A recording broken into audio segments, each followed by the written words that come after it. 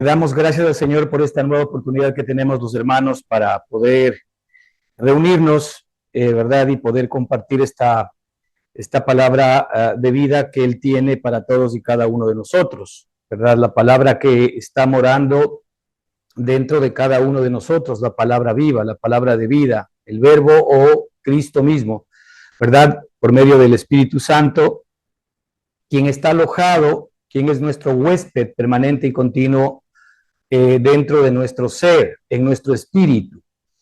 El espíritu es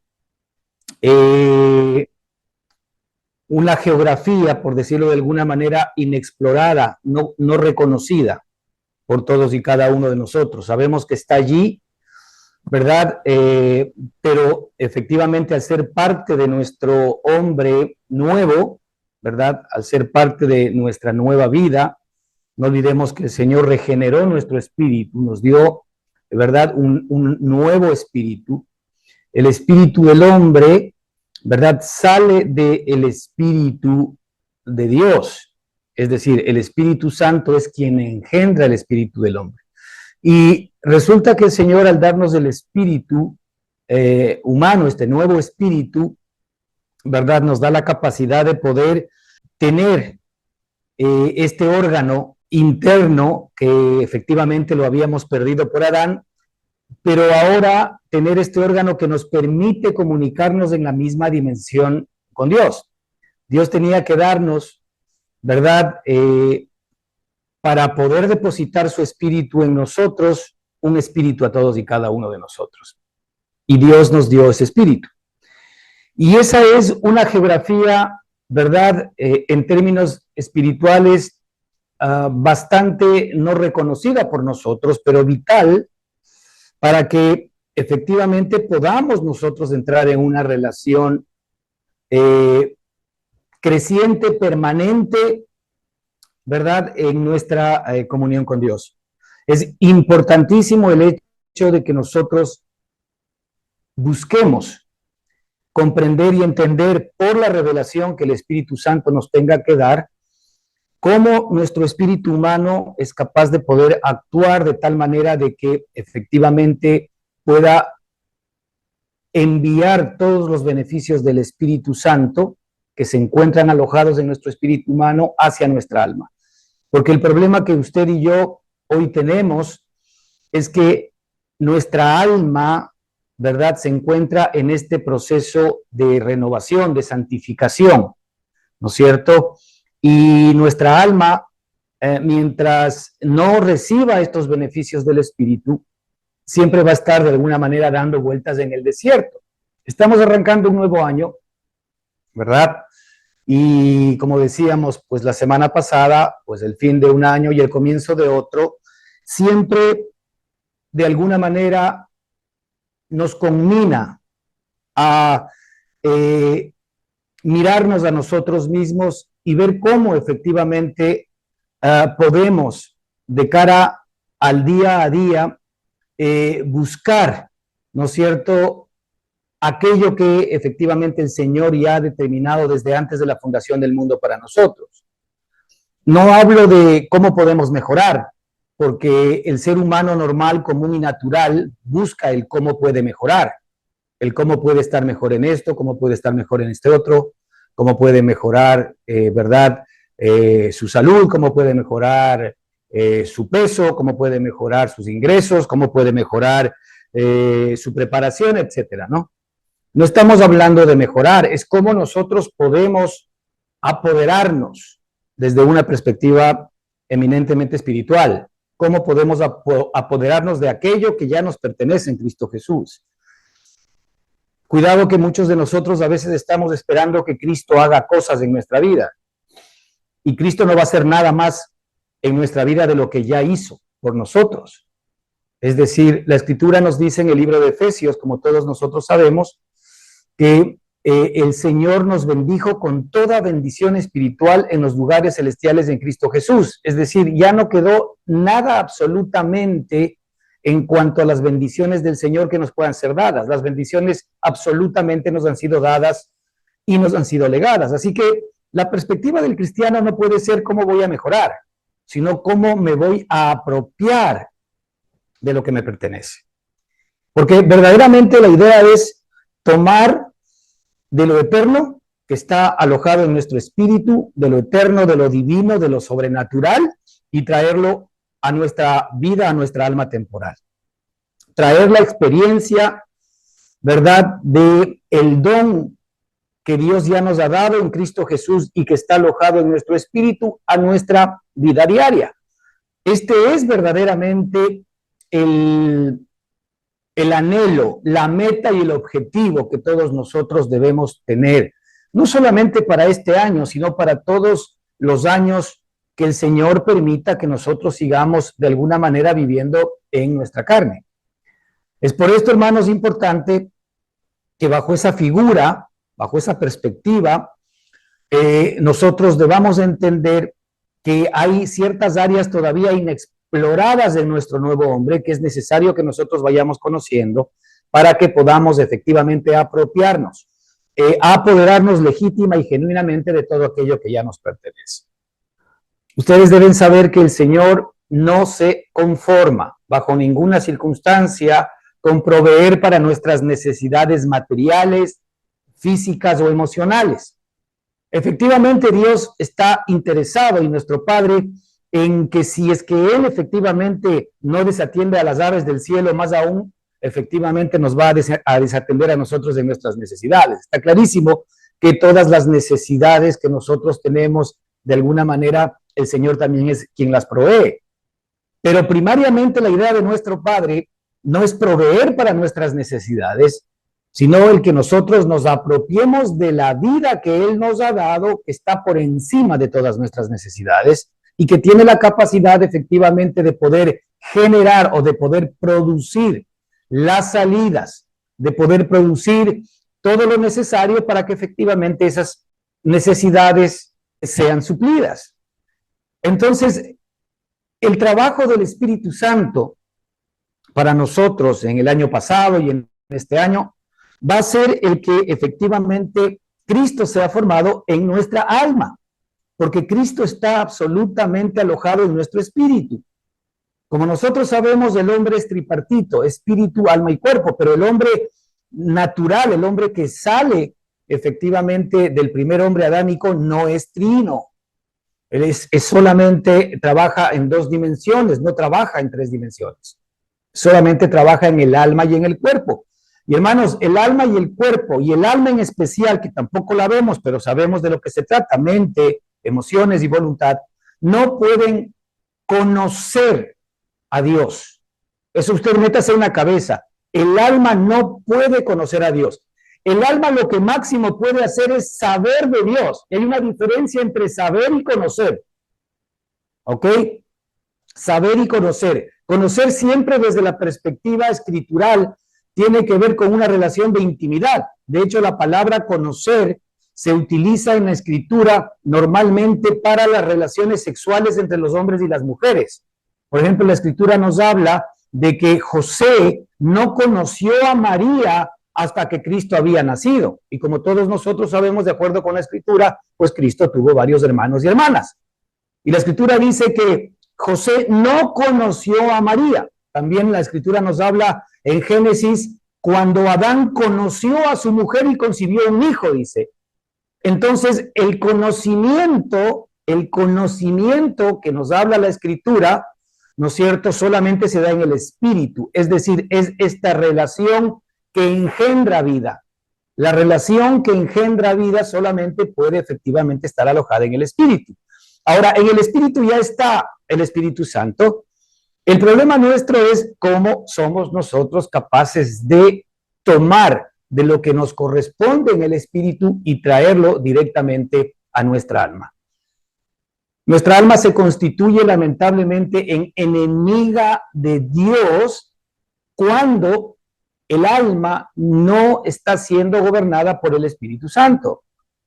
La carne, a lo cual la escritura habla también como el alma, el cuerpo y el alma, es decir, el hombre natural, la carne no está bajo ninguna manera interesada y tampoco puede ni quiere morir ni quiere tampoco efectivamente obedecer completamente a Dios. Porque el alma, ¿verdad? Efectivamente se ha atribuido una capacidad de poder ser independiente. El alma intenta resolver su propia vida y proveer para sus propias necesidades a través de su inteligencia, de su sabiduría, de su planificación, de sus contactos, de sus fortalezas, etcétera, etcétera, etcétera. Pero efectivamente el diseño de Dios para el ser humano no fue así. Así que obviamente hay solamente un camino que la Escritura nos muestra, ¿verdad? Que es importante, ¿verdad? El que nosotros debamos seguir correctamente para que podamos crecer efectivamente en el apropiarnos de esta vida preciosa y maravillosa que el Señor nos ha dado.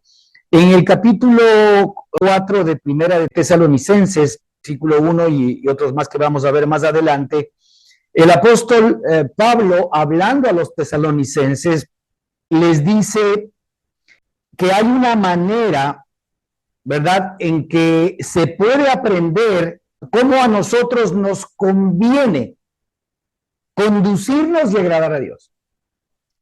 Hay una manera cómo a nosotros nos conviene conducirnos. Hay una manera cómo a nosotros nos conviene conducirnos y agradar a Dios. Voy a leer el versículo, el cual se dirige a los tesalonicenses y por supuesto, pues por decantación, cae a toda la iglesia de Cristo. Dice, por lo demás, hermanos, os rogamos y exhortamos en el Señor Jesús que de la manera que aprendisteis de nosotros, cómo os conviene conduciros y agradar a Dios, así abundéis más y más. Y de alguna manera, la charla del día de hoy tiene que ver efectivamente, ¿verdad?, con este punto importante, cómo nos conviene conducirnos, ¿verdad?, para agradar a Dios y abundar en Él más y más. Ese es el punto central de lo que queremos ver, porque efectivamente, pues aquí los apóstoles que, digamos, habían recibido el Espíritu Santo ya y de alguna manera expresaban y manifestaban en ellos la vida de Jesucristo. Para ellos estaba clarísimo, ¿verdad?, que ellos ya no vivían, sino que Cristo vivía en ellos. Estaba clarísimo que la mejor manera de apropiarse de todo, ¿verdad?, lo que estaba alojado en el Espíritu era efectivamente morir cada día. Era negarse a sí mismo, tomar su cruz cada día y seguir a Cristo. Porque el problema, ¿verdad?, está en que si es que nuestra alma sigue viva, ¿verdad?, obviamente no hay espacio para tanta gente. Y la Escritura nos dice que estrecha es la puerta que lleva a la vida y a la salvación. Es tan estrecha que ahí solamente puede entrar uno, y ese uno es Jesucristo. De tal manera de que no hay espacio para dos. Así que ahí solamente entra uno, ese uno es Jesucristo. Solamente uno puede entrar, ¿no es cierto?, por la puerta que efectivamente va hacia este lugar santísimo.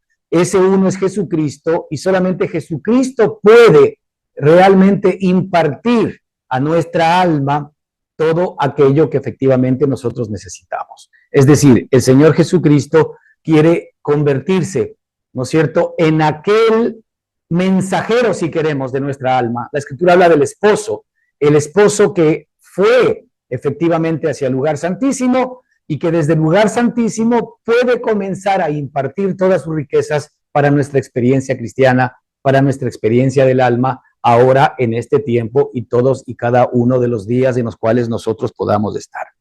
Así que vamos a discernir un poco a qué se refiere el apóstol Pablo con esta idea, ¿verdad?, en la que indica que cómo nos conviene a nosotros conducirnos y agradar a Dios. Y él lo dice y lo deja muy claro: hermanos, os rogamos y exhortamos, ¿verdad?, en el Señor Jesús. Primero, aquí hay algo muy importante, ¿verdad? Y él habla, ¿no es cierto?, de que la manera como ellos se tienen que conducir, ¿no es cierto?, es de la manera que aprendieron de ellos. Dice, de la manera que aprendisteis de nosotros, es la manera como les conviene a ustedes conduciros y agradar a Dios. Es decir, los apóstoles eran un ejemplo vivo hacia los hermanos, ¿verdad? De qué es lo que había que hacer, ¿no es cierto? De qué es aquello en donde se debería efectivamente enfocar y poner atención para conducirnos de la manera, ¿verdad?, que agrada a Dios y que nos va a permitir abundar más y más en el conocimiento de Él y en el que nosotros podamos hacer nuestras todas aquellas provisiones que el Señor efectivamente tiene para nosotros en Cristo Jesús. Así que dice, os rogamos y exhortamos en el Señor Jesús.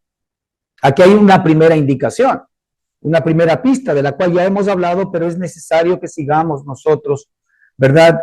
Sobreabundando en esta idea, porque efectivamente tiene que ver con esta realidad. Primero, los apóstoles, ¿verdad?, hacían rogativas y exhortaban a los hermanos, pero ellos siempre rogaban en el nombre del Señor Jesús, en el Señor Jesús, o como vamos a ver más abajo, por el Señor Jesús.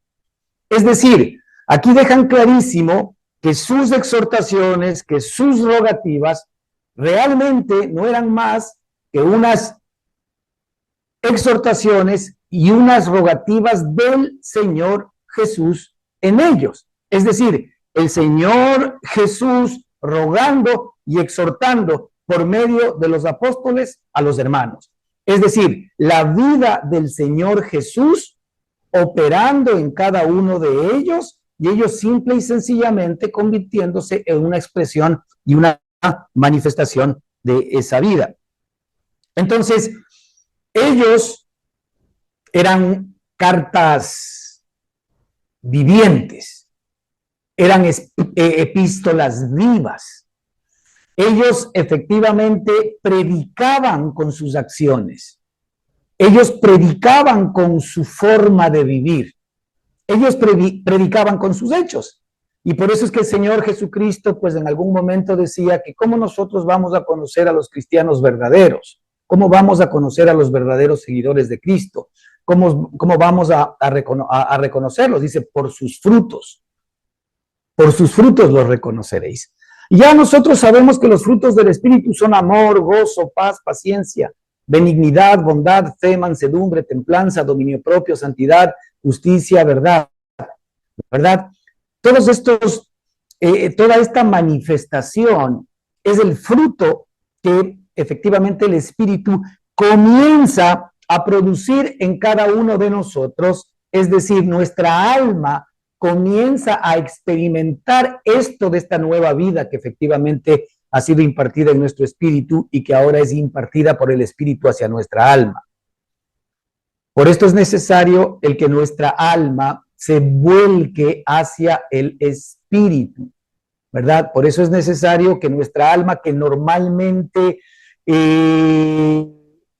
se desliza o que se entretiene, ¿verdad?, de ver al Espíritu, sea permanente y conscientemente desde nuestra perspectiva, entendiendo estas realidades, llevada, ¿verdad?, hacia la obediencia a Cristo. Y por eso la Escritura en el libro de Corintios nos dice que las armas de nuestra milicia no son carnales. A pesar de que andamos en la carne, no militamos conforme a la carne.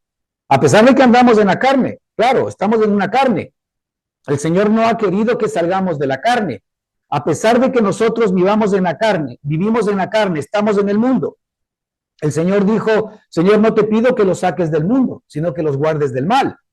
Es decir, lo que Dios quiere ahora es tener hombres de carne y hueso que vivan en la carne, pero que no militen según la carne, sino que efectivamente utilicen las armas de Dios que son poderosas en Él y que son armas espirituales. Esas armas espirituales tienen como propósito llevar cautivo todo pensamiento que se genera en el alma, todo pensamiento que se genera en nuestra mente, cautivo a la obediencia a Cristo. Es decir, nuestra mente natural, ¿verdad?, sigue operando dentro de todos y cada uno de nosotros, y lamentablemente pues sabemos que quien realmente maneja nuestra mente natural es el espíritu de desobediencia que opera en todos aquellos que de alguna manera o vivimos en la carne sin darnos cuenta, aun cuando seamos cristianos, o que simple y sencillamente no conozcamos a Cristo. Lo triste es que nosotros, siendo personas que ya tenemos alojado en nuestro espíritu, ¿verdad?, al Espíritu Santo de Dios, que ya hemos sido renovados en nuestro espíritu, que hay una nueva persona y una nueva criatura que está viviendo dentro de cada uno de nosotros, que hemos sido trasladados, ¿verdad?, del reino de las tinieblas o de la potestad de las tinieblas al reino de su amado Hijo Jesucristo. Es triste que nosotros sigamos de alguna manera siendo herramienta de Satanás y del enemigo, ¿verdad?, sin darnos cuenta que es necesario que todo pensamiento que sale de nosotros mismos, de nuestra mente natural, de nuestra mente carnal, ¿no es cierto?, no sea efectivamente llevado cautivo a la obediencia a Cristo. El propósito central de nuestro Padre es que nosotros no demos paso o cerremos la llave de nuestro propio pensamiento natural. ¿Para qué? Para que el pensamiento espiritual, para que la mente de Cristo sea efectivamente la que pueda tener cabida en nosotros, y esa mente nos va a traer, ¿verdad?, en consecuencia, la vida, los hechos y la impartición de Cristo hasta nuestra propia alma. De ahí, hermanos, que es muy importante el que nosotros entendamos la manera como los apóstoles intentan, ¿verdad?, comunicar, en este caso a los de Tesalónica, cómo efectivamente les conviene conducirse y agradar a Dios, que es la misma cosa para nosotros. Primero, ellos nunca rogaban ni exhortaban, sino siempre en el Señor Jesús. Ellos estaban clarísimos que la palabra de en el Señor Jesús es en la persona del Cristo y de la vida que está operando en ellos.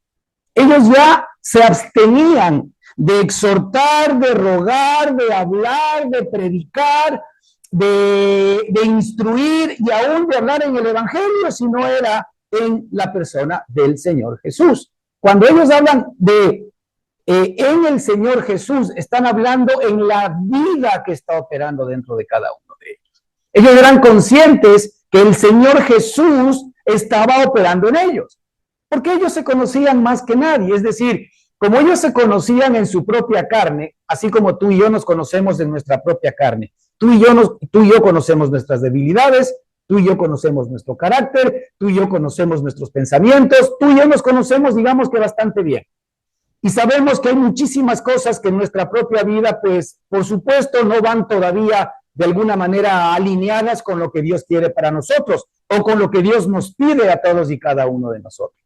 Eso me pasa a mí y eso te pasa seguramente también a ti, porque nosotros todavía de alguna manera, aun cuando intentamos no militar en la carne, cuando entendemos estas cosas, todavía efectivamente sabemos que hay una cierta dimensión de carne en nosotros que debe seguir muriendo.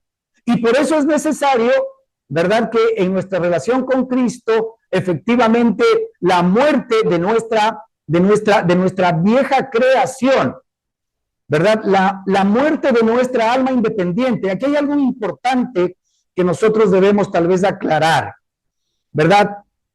El alma, ¿verdad?, que es un órgano que fue creado por Dios para expresar y manifestar la vida de Dios, ¿no es cierto?, cambió de posición cuando el alma comenzó a manifestar su propio pensamiento y su propio entendimiento. Es decir, Dios no tiene nada contra el alma.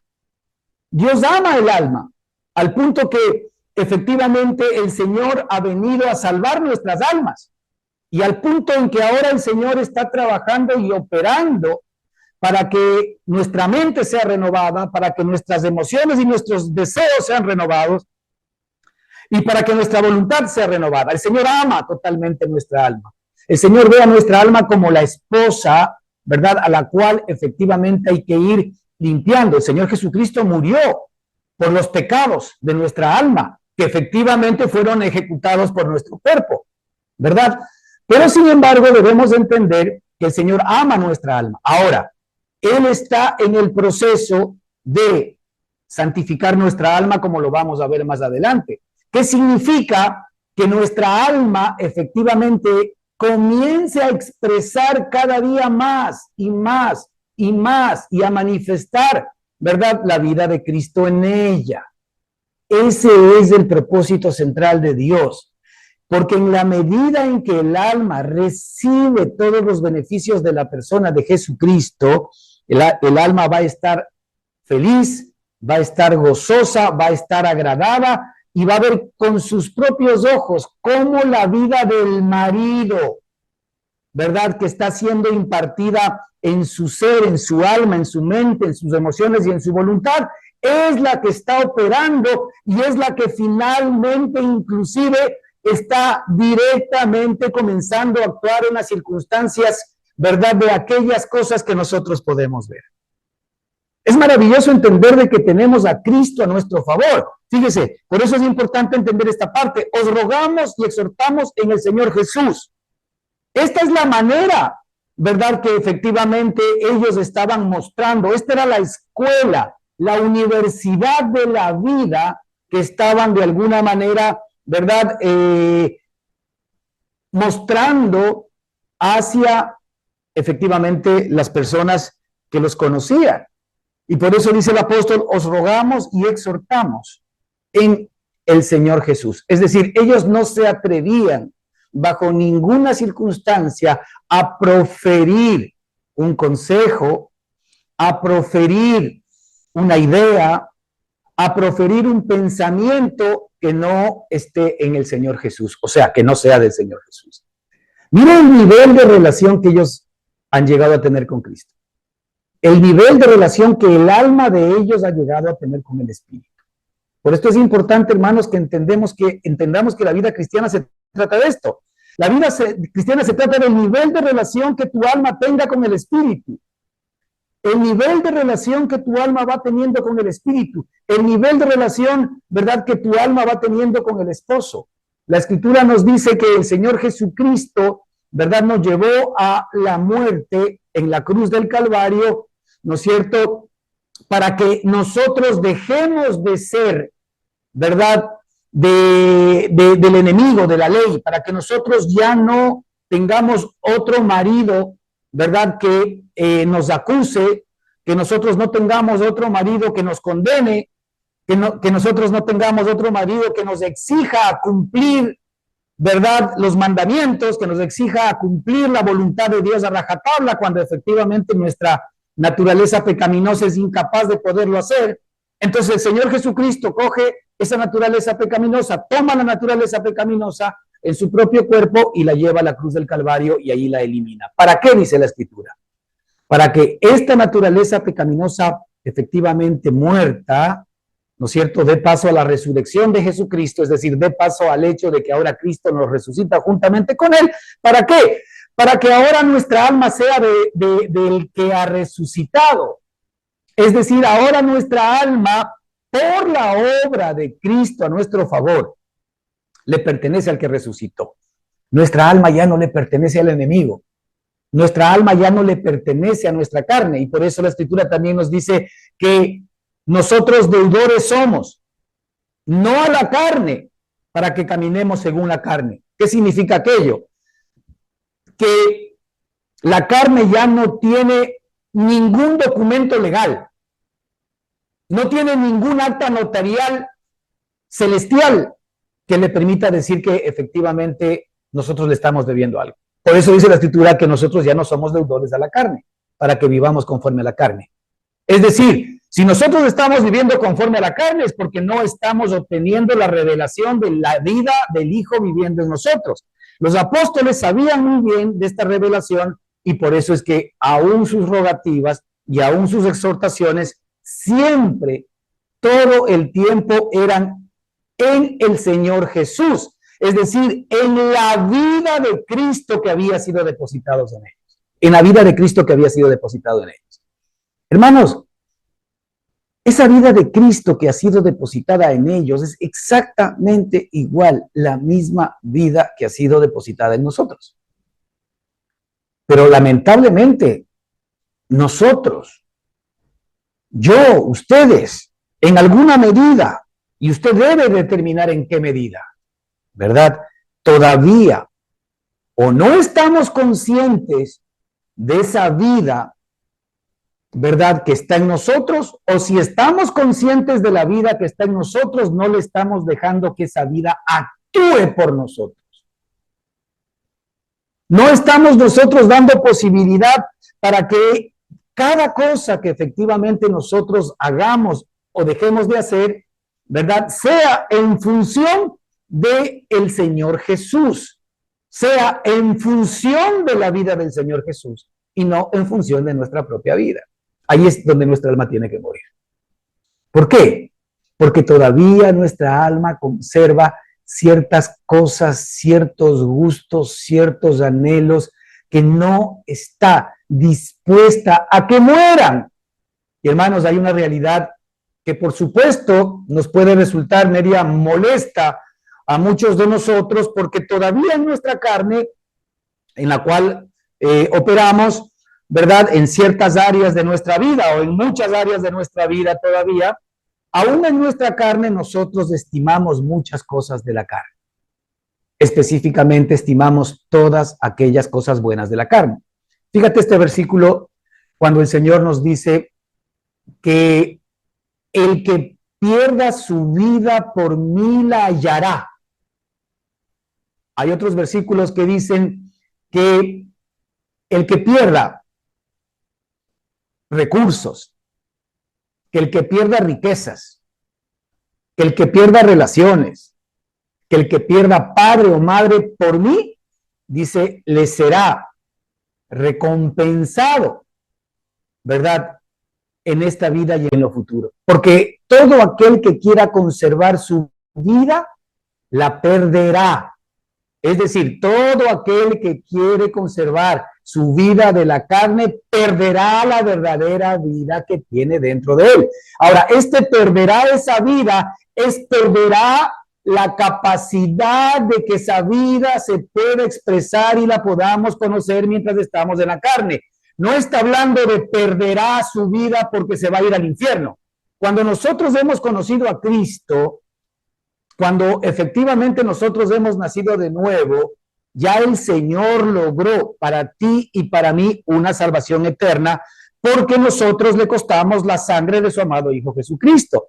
Pero lo triste de este tema es que nosotros nos podemos ir de este mundo al cielo no habiendo disfrutado de la vida de Cristo en esta tierra y habiendo de alguna manera escogido, ¿verdad?, ciertos deleites, ciertos placeres de nuestra carne, ¿verdad?, que todavía los sentimos valiosos dentro de cada uno de nosotros y la verdad no creemos y no quisiéramos que mueran todavía.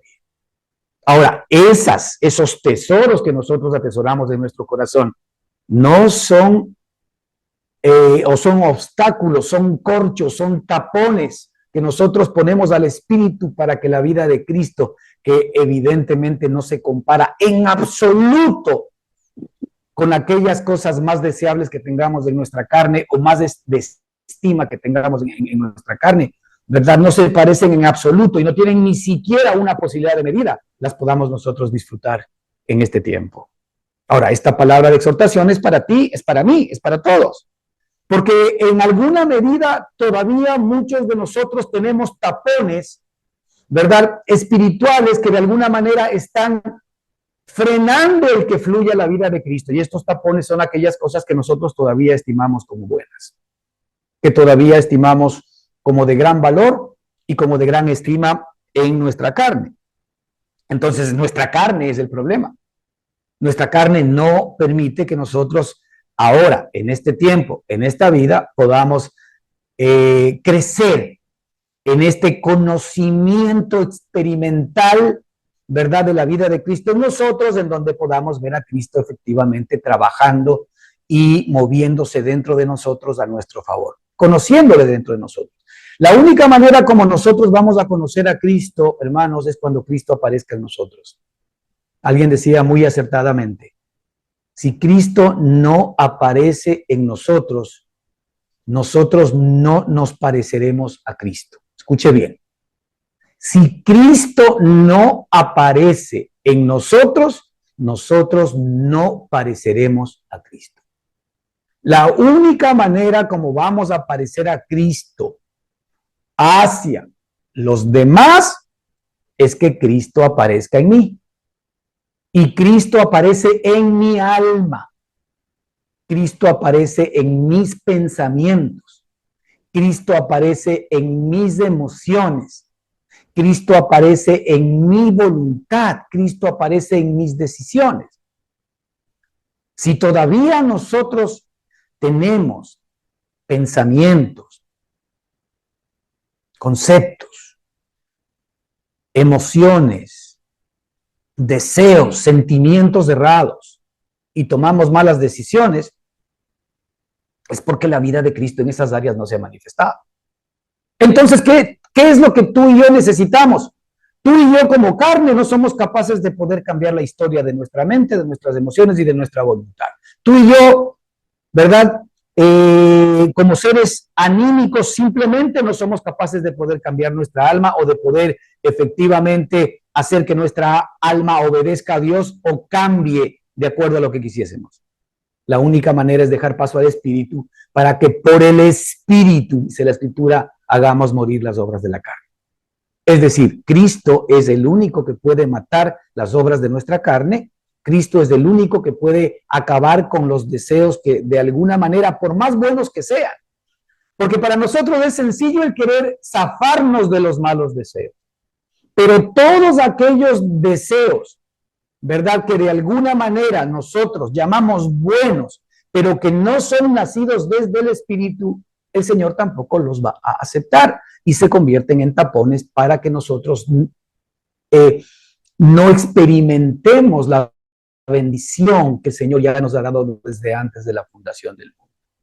Bendito sea el Dios y Padre de nuestro Señor Jesucristo, que nos bendijo pasado con toda bendición espiritual en los lugares celestiales en Cristo Jesús, ¿verdad? Nos bendijo con toda bendición espiritual. Esa bendición espiritual que ya está alojada en tu espíritu tiene la capacidad de efectivamente venir a estacionarse en tu alma y darte el gozo, la paz, la seguridad, la tranquilidad, el amor, la templanza, la fe, el dominio propio, la santidad, la justicia, la verdad que tú necesitas. Y también esa salud del alma va a traer beneficios maravillosos a tu cuerpo, a tu familia, a tu economía y a todas las cosas que efectivamente te rodean. Entonces, la pregunta es, en un año como este en el cual nosotros estamos arrancando, ¿estamos nosotros conscientes que la vida de Cristo está en nosotros?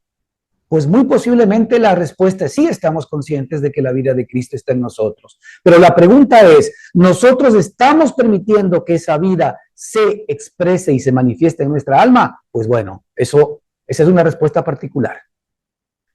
Y por sus frutos los conoceréis. Pero la realidad es que en la medida en que efectivamente el Señor comienza a aparecer en mi alma, obviamente mi mente va a comenzar a estar ocupada en las cosas del Espíritu, mis emociones van a estar mucho más inclinadas hacia buscar las cosas de Dios, hacia hacer los deseos de Dios y hacia hacer la voluntad de Dios. Esto va a ser algo implícito, esto no es algo que yo decido hacer, es algo que el Señor hace en mí. Y por eso es que aquí los apóstoles dicen, os rogamos y exhortamos en el Señor Jesús. Fíjese lo que significa el Señor Jesús, en el Señor Jesús. En el Señor Jesús significa en la vida del Señor que está operando en mí. Dice que de la manera que aprendisteis de nosotros, cómo os conviene conduciros y agradar a Dios.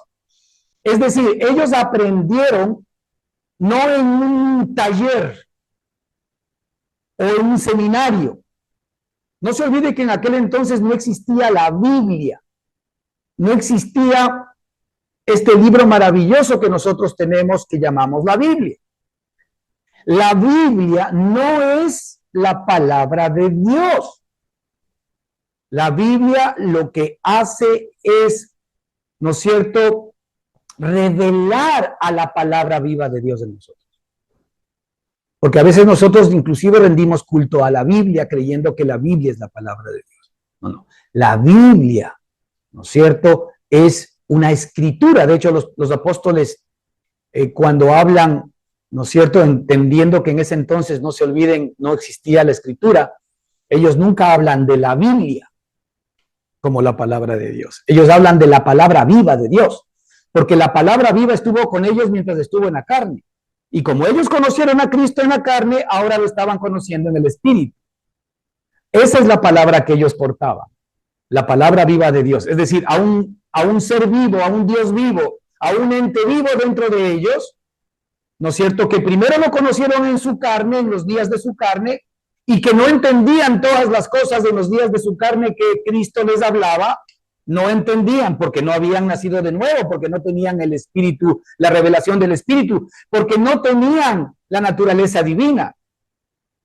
Entonces, ¿qué es lo que sucede? Después de ellos tuvieron que recibir, nacer de nuevo, obtener la naturaleza divina.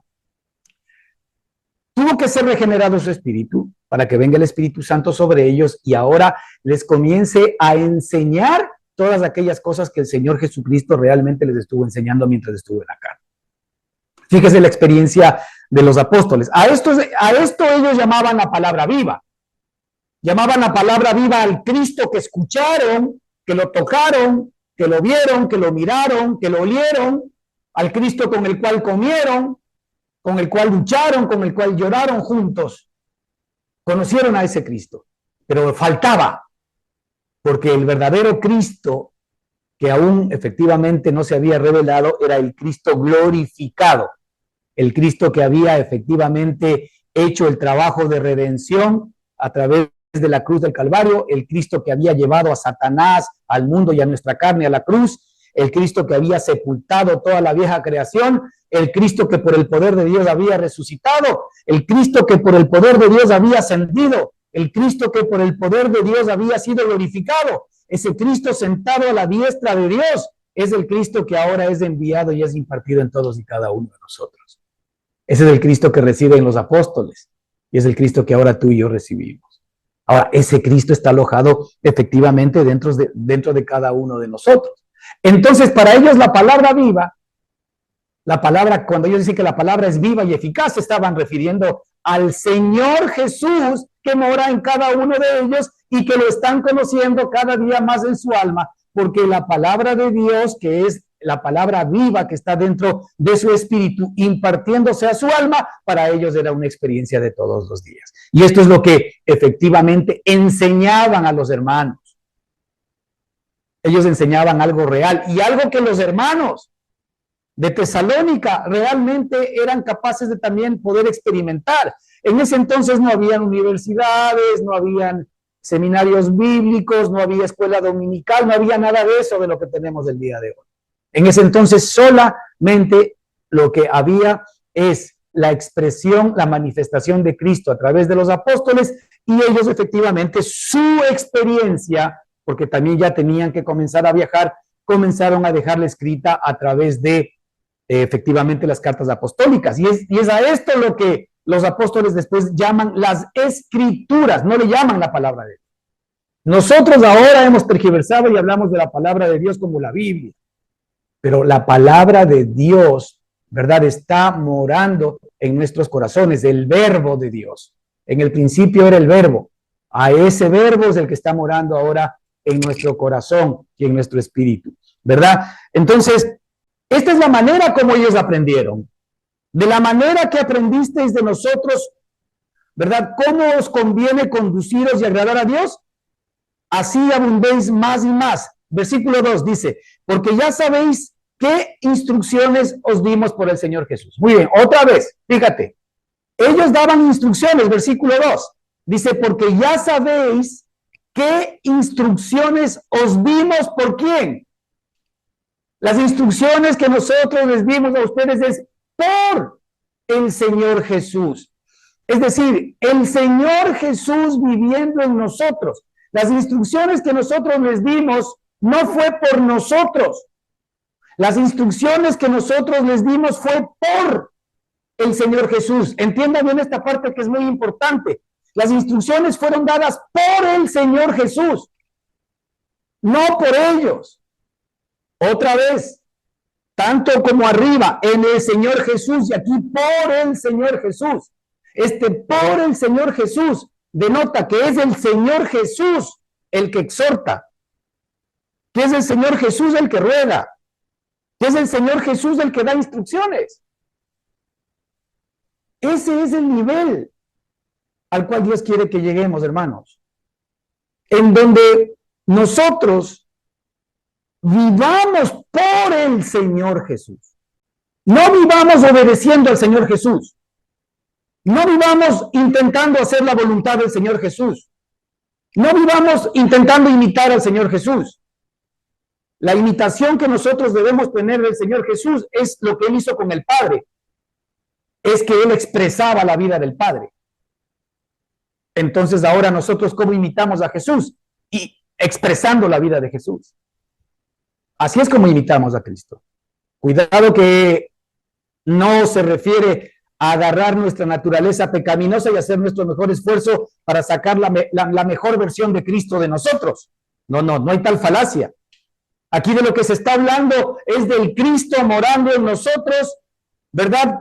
La mejor versión del Cristo morando en nosotros, expresándose y manifestándose por medio de nosotros. Pero es por el Señor Jesús que nosotros hablamos, por el Señor Jesús que nosotros trabajamos, por el Señor Jesús que nosotros amamos, por el Señor Jesús que nosotros perdonamos, por el Señor Jesús, es por la vida del Señor Jesús en nosotros actuando. De lo contrario, no podríamos nosotros, bajo ninguna circunstancia, vivir esta vida. Es decir, por el Señor Jesús, en el Señor Jesús, por el Señor Jesús, en Cristo Jesús. Eso significa esta idea central, por el Señor Jesús. La pregunta es, nosotros lo que pensamos, lo que hacemos, lo que sentimos, lo que decimos, lo que analizamos, lo que vemos, ¿lo hacemos por la vida del Señor Jesús o lo hacemos por nosotros mismos? Cuando lo hacemos por nosotros mismos, por más buenas cosas que sean, no podemos agradar a Dios, porque nuestra alma no está muriendo y se convierte en el tapón para que la vida de Jesús sea la que efectivamente se glorifique, sea la que se manifieste y sea la que hace las buenas obras. Porque hay uno solo bueno, dice Dios, hay uno solo bueno. Ese uno bueno es Dios, solamente Dios puede hacer buenas obras. Solamente las obras de Dios le pueden agradar a Dios. Solamente las obras de Cristo le pueden agradar a Dios. Y por eso es que es Cristo operando a través de nosotros. Cristo operando, ¿no es cierto?, en nosotros, por medio de nosotros. Pero es por Cristo que nosotros vivimos.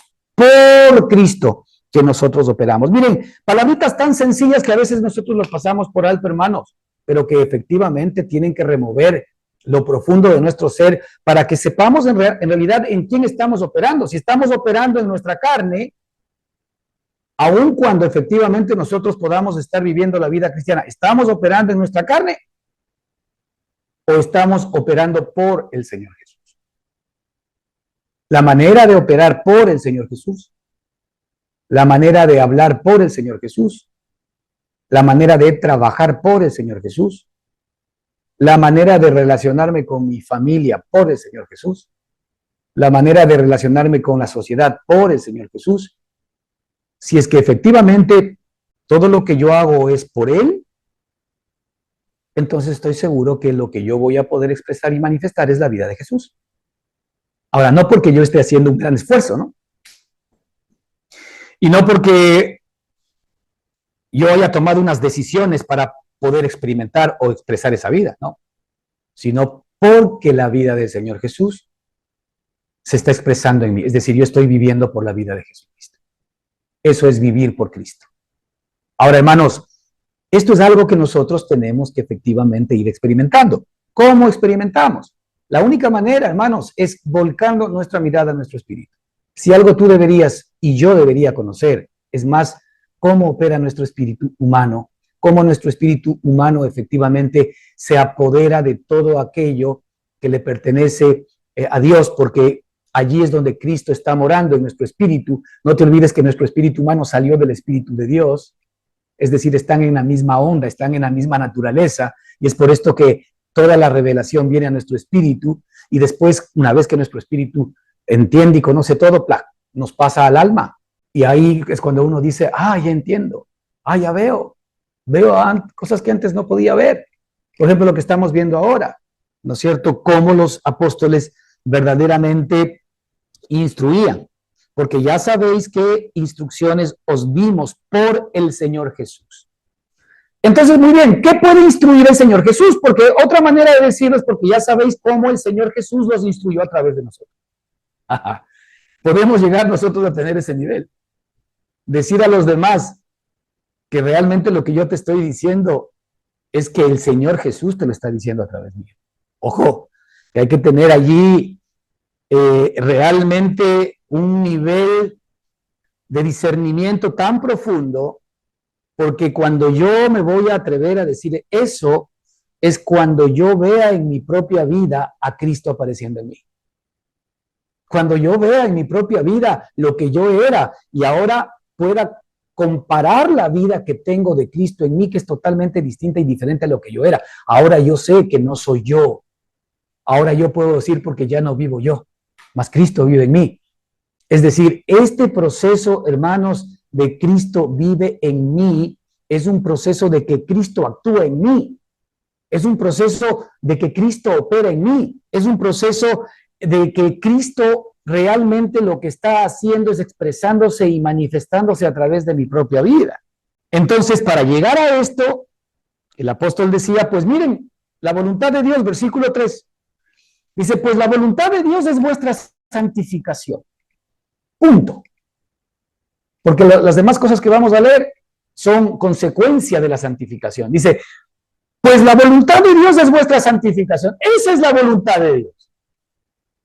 La voluntad de Dios no es que te compres un nuevo carro en este año 2024. La voluntad de Dios no es que tengas una casa más bonita en el 2024. La voluntad de Dios no es que bajes de peso en el 2024. La voluntad de Dios no es que efectivamente tú tengas salud en el 2024. Todo eso Dios lo quiere, pero está implícitamente incluido en esta palabra maravillosa, pues la voluntad de Dios es vuestra santificación.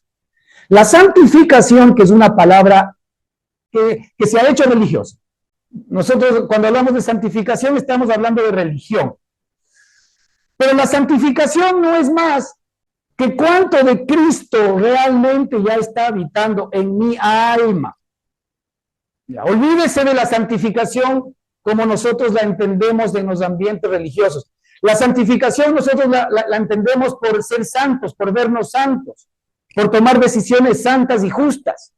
Es decir, ahí estamos intentando remediar a Dios. Estamos intentando nosotros de alguna manera imitar a Dios, pero imitar a Dios con nuestra propia carne hipócrita. Estamos intentando que lo bueno de nuestro viejo hombre reemplace a Cristo, y por eso es que nuestra alma es malosa, porque nuestra alma quiere participar inclusive en hacer el bien, pero sin que efectivamente Cristo sea el que lo haga por nosotros. Y Dios no va a aceptar ninguna buena cosa de nuestra parte. Por esto es que estos versículos en la Escritura, por ejemplo, ¿no es cierto? En el Nuevo Testamento, creo que en Mateo, Marcos, en donde venían muchos al Señor, pero decía, Señor, Señor, si nosotros en tu nombre echamos fuera demonios, en tu nombre nosotros sanamos enfermos, en tu nombre nosotros hicimos buenas obras, dimos de comer a los pobres, en tu nombre nosotros trabajamos para ayudar a los enfermos, en tu nombre nosotros fuimos a visitar presos, en tu nombre nosotros hicimos todo esto. ¿Y qué responde el Señor? El Señor le responde y les dice, apartaos de mí, nunca os conocí. Fíjate la palabra conocía. Nunca os conocí. No, nunca tuvimos relación íntima. Nunca os conocí. ¿Y qué dice? Nunca os conocí, hacedores de maldad. A ver, un segundito. ¿Acaso lo que ellos están mostrando al Señor no eran buenas obras. Por supuesto que eran buenas obras. Lo que pasa es que son las buenas obras de la carne que para el Señor significan trapos de inmundicia.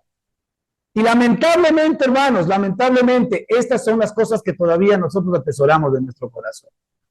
Traemos desde muy chiquitos, desde nuestra casa, culturalmente, desde la religión, ciertas cosas, nosotros le llamamos a esto valores, los valores.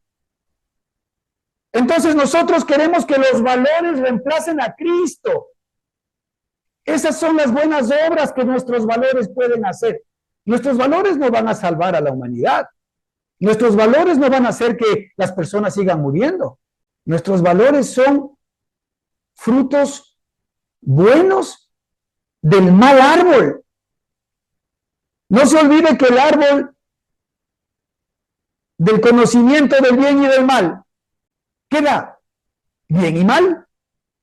Así que el hombre adámico puede guiarse por las virtudes humanas, por sus muy buenas obras, de lo cual efectivamente el mundo está plagado, pero esas buenas obras que necesitan de alguna manera el que se las reconozca, que necesitan ser publicadas. Las buenas obras en donde yo voy y saco dinero a los demás para darle a otros. Las buenas obras en donde todo el mundo quiere quedar bien con dinero ajeno. Esto pasa mucho en Navidad, pasa mucho en Año Nuevo, hay mucha gente que te comienza a llamar, como conocemos su espíritu altruista, necesitamos dinero para ayudar a otros. Yo pregunto, ¿y cuándo y cuánto de ellos están poniendo esto para otros? No, a veces buscan sacar a otros para entregar a otros, entonces digamos que hacen bien a otros con dinero ajeno. La pregunta es, ¿eso no son buenas obras? Necesariamente, al menos no las que desde la perspectiva del Señor efectivamente nosotros estamos mirando. Entonces, la voluntad de Dios, hermanos, es nuestra santificación. ¿Qué significa esto? La santificación es la medida de cuánto de Cristo hay en tu alma. La santificación es la cantidad de Cristo que tú te estás verdaderamente apoderando desde el Espíritu a tu alma. ¿Cuánto de Cristo hay en tu alma? Mientras más de Cristo hay en tu alma, más Cristo aparece en ti y más te parecerás a Cristo. Cuanto más Cristo hay en tu alma, más Cristo aparece en ti, más te parecerás a Cristo. Porque es Cristo operando y actuando en nosotros. Entonces la voluntad de Dios es vuestra santificación. Esta es la voluntad de Dios. La voluntad de Dios para ti, hermano, en este año. Escucha bien. No es que seas una mejor persona. La voluntad para ti este año no es que ores más. La voluntad de Dios para ti para este año no necesariamente es que leas más la Biblia. La voluntad de Dios para ti es que veas más al Espíritu. Es que, consciente de esta realidad, no permitas que tu alma se distraiga tanto en otras cosas que no sean el Espíritu. Porque en la medida en que nosotros nos acercamos al Espíritu, y este es el ejercicio espiritual del cual hemos estado hablando durante pues algunas charlas atrás también, este ejercicio espiritual trae como consecuencia el hecho de que tu espíritu se fortalece, comienzas a recibir más revelación del Señor y eres capaz de poder traer, el poder jalar de lo eterno hacia lo temporal. Más de la vida de Cristo dentro de ti y de cada uno de nosotros. Pues la voluntad de Dios es vuestra santificación. Y mira la consecuencia. La consecuencia de la santificación, porque muchos de nosotros decimos es que los vicios y es estas cosas que me gustan hacer, y aquí vemos las consecuencias. Dice, pues la voluntad de Dios es vuestra santificación, que os apartéis de fornicación. Es decir, aquí hablamos nosotros, por ejemplo, a veces de vicios que los seres humanos podemos tener. Aquí habla de fornicación, la Escritura lo menciona, puede ser ese, puede ser otro, cualquier cosa. Puede ser un vicio muy pequeñito, puede ser chismoso. Yo qué sé, cualquier cosa. ¿no es cierto? Pero, ¿cuál es el remedio de Dios para esos vicios? La santificación. Nada más. ¿Cuánto de Cristo hay en ti? Es decir, los vicios, los desórdenes del alma, los temores, los miedos, las inseguridades, cualquier cosa que aparece distorsionada en el alma, es el alma expresando y manifestando efectivamente a un ser indeseable. El Señor ya lo crucificó en la cruz del Calvario. Pero cuando Cristo aparece, viene la libertad. Por eso dice la Escritura, ¿verdad? Que en donde está el Espíritu del Señor, ahí hay libertad. Fíjate, esto es maravilloso. En donde está el Espíritu del Señor, ahí hay libertad. El otro día, un poco dándole vueltas en mi cabeza a esta palabrita, el Espíritu me mostraba algo más profundo, ¿no? Porque claro, también estas cosas a veces pasan porque se vuelven clichés. Dice, en donde está el Espíritu del Señor hay libertad. Muy bien. El Señor me mostró, Ricardo, ¿sabes qué estoy diciendo yo? Que mi espíritu, que yo he colocado, en todo espíritu, yo he colocado ahí libertad. Libertad para todo. Libertad para cualquier cosa que hoy te tenga esclavizado. Libertad financiera. Libertad para, de alguna manera, tener la capacidad de amar. Libertad para perdonar. Libertad para realmente salir de cualquier tipo de esclavitud. Es decir, en donde está el Espíritu del Señor hay libertad. ¿Acaso una enfermedad no nos tiene presos? ¿Dónde está la libertad? ¿Acaso un problema financiero no nos tiene presos? ¿En dónde está la libertad? ¿Acaso un problema de adicción no nos tiene presos? ¿En dónde está la libertad? ¿Acaso una situación de temores, de miedos, de angustias no nos tiene presos? ¿En dónde está la libertad? Pues a esto se refiere. La libertad ya está en ti. No nos quejemos. Y a veces nosotros como cristianos todavía vamos a consultar a los psicólogos para que nos den una salida cuando el Señor ha puesto libertad en nuestro espíritu. Por Dios, algo no estamos entendiendo. Algo no estamos entendiendo. Y no estoy diciendo que los psicólogos estén mal ni los médicos estén mal. No, no estoy diciendo esto. Pero evidentemente los cristianos estamos en un nivel distinto, pues. Y ese nivel distinto incluye el hecho de que yo venga a la alacena de la libertad que ha sido efectivamente instalada en mi espíritu, libertad para cualquier cosa, para cualquier circunstancia, inagotable, para que efectivamente yo pueda recibir todos los beneficios. Entonces, dice, pues la voluntad de Dios es vuestra santificación, que os apartéis de fornicación. Que cada uno de vosotros sepa tener su propia esposa en santidad y amor. Fíjate, ¿qué incluye la santificación? La santificación incluye el respeto, el tener en honor a la esposa. Si hablamos de los varones, ¿no? Yo para poder amar a mi esposa más, para poder honrarla, para poder santificarla. ¿En dónde está el secreto? En que Cristo esté morando en mí. No en que yo le voy a prometer cada lunes que voy a cambiar. Eso es mentira. Eso no va a funcionar. No funciona ni funcionará. Si es que es de ida y vuelta, no importa, sea el hombre o sea la mujer. ¿En dónde la mujer verdaderamente aprende a someterse al marido? En la santidad, en la santificación de Cristo. No hay otra fórmula. Porque es Cristo sometiéndose, es Cristo amando, es Cristo efectivamente cumpliendo su papel dentro de todos y cada uno de nosotros. Versículo 5 dice, no en pasión de concupiscencias como los gentiles que no conocen a Dios. Versículo 6, que ninguno agravie ni engañe en nada a su hermano. Aquí está. A veces nosotros estamos agraviando a los hermanos del otro lado porque hablan así, porque piensan de esta manera, porque piensan de la otra manera. Nosotros a veces engañamos también dentro de las propias congregaciones a los hermanos. Ninguno agravie ni engañe en nada a su hermano. Ok. ¿Fruto de qué es? De la santificación. Cuando Cristo está operando en mí no hay agravio, no hay engaño.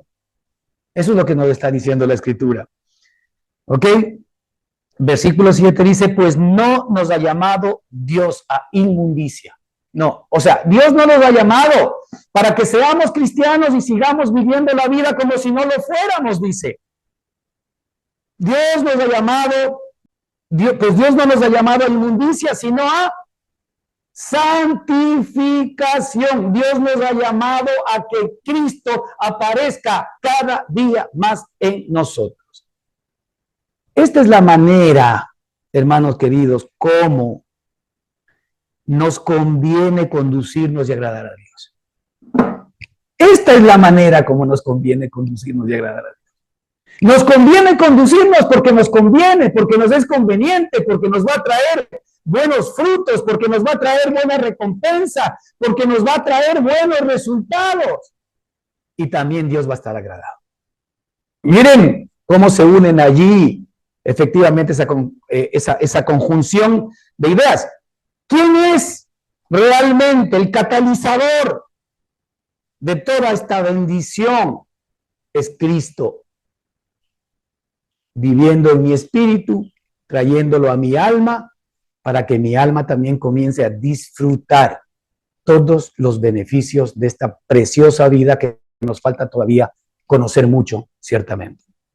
Vamos a continuar, hermanos, la próxima semana. Que el Señor les bendiga ricamente. Amén.